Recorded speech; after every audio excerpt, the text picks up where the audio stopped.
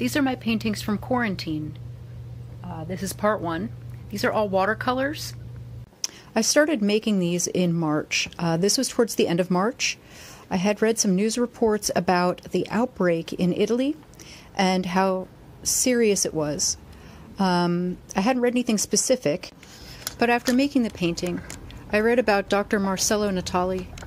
He died on March 5th. He had been working with COVID patients.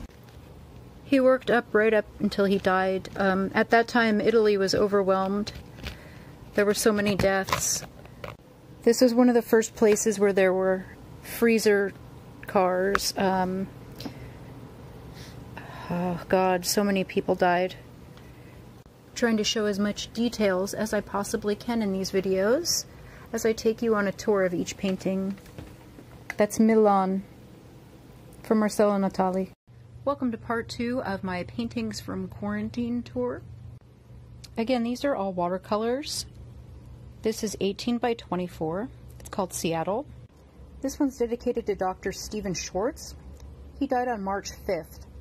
So I painted this one on March 4th or 5th. I don't know. It was around the time that he died.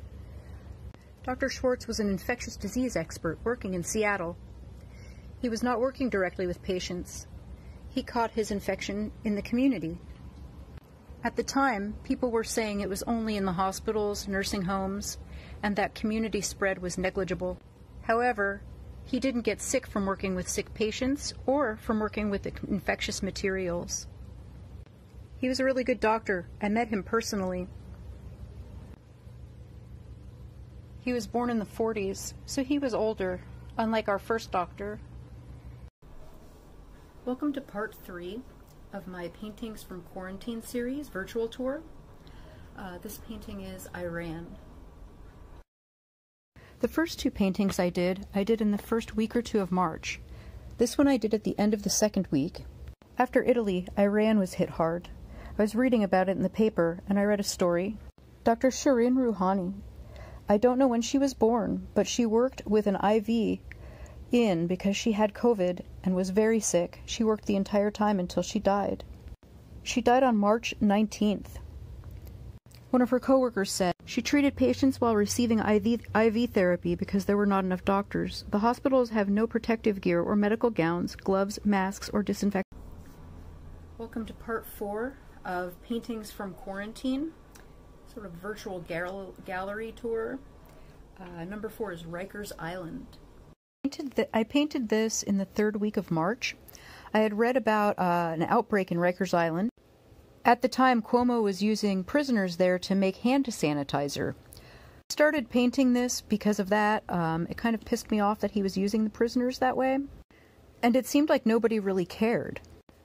One prisoner, who was being held on a parole violation that was a technicality and had not been convicted of a new crime, caught COVID because inmates were not given enough soap, hand sanitizer, or cleaning supplies to keep themselves safe.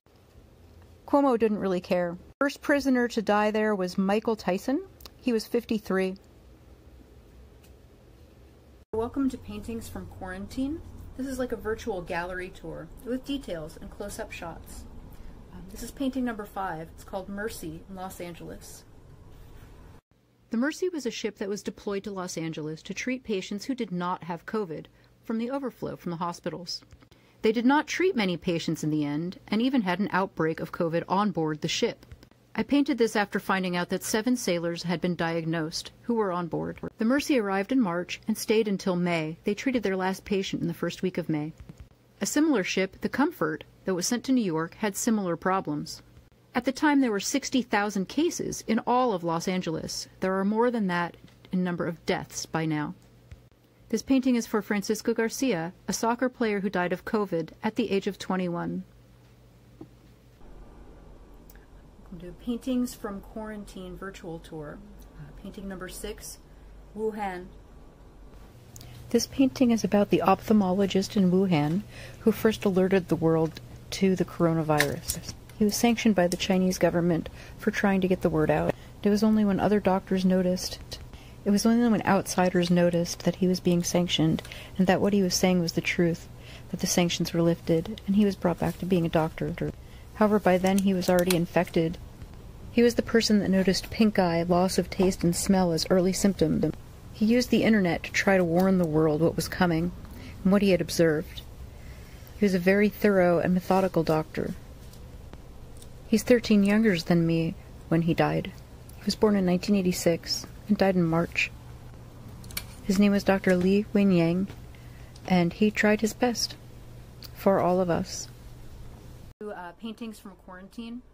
This is my virtual tour of the paintings I've done this year. They're abstract watercolors, and this is number 7, Madrid. It's for Dr. Isabel Munoz.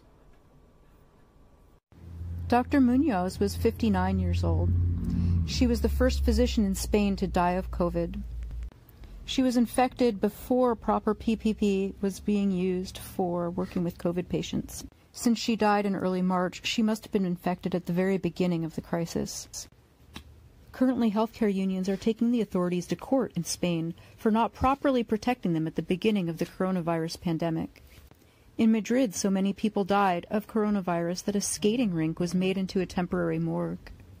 The Prime Minister of Spain has been criticized for not shutting things down in February, when their caseload had already reached the thousands. Like many nations, the Spanish government has chosen to blame others rather than take responsibility for them.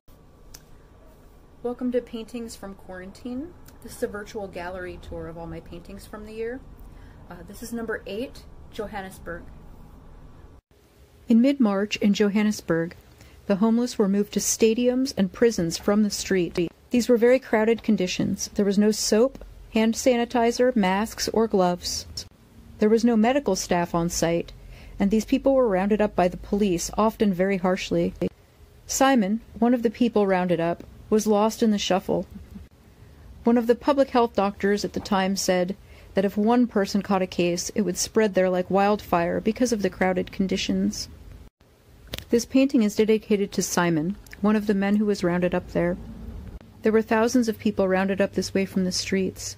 I do not know if Simon survived or not.